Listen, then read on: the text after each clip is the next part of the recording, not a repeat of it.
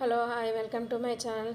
రోపే అయితే మేము ఎక్కిన వచ్చిందేనండి. రోపే అయితేని చాలా అందంగా ఉంది, భయం కూడా వేసింది. కింద చూడండి ఎలా కనిపిస్తుందో.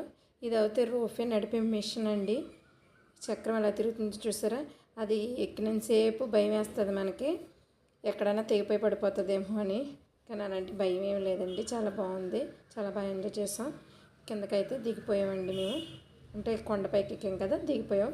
ఇక్కడ ఇలా ఆఫ్ చేస్తారండి. ఆఫ్ చేసిన తర్వాత స్లో అవుతుంది, మెల్లగా చేస్తారు. మళ్ళీ పైనుంచి కిందకి దిగేవండి.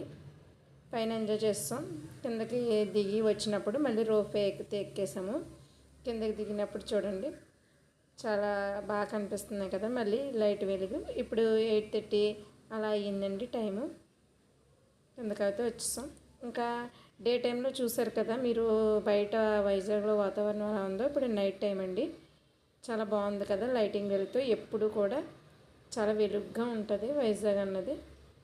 మధ్యలో కరెంట్ స్తంభాలు ఉంటాయి, దానికి లైటింగ్ వెలుగు ఉంటుందని ఇంతకుముందు వీడియోలో మీకు చెప్పాను కదా.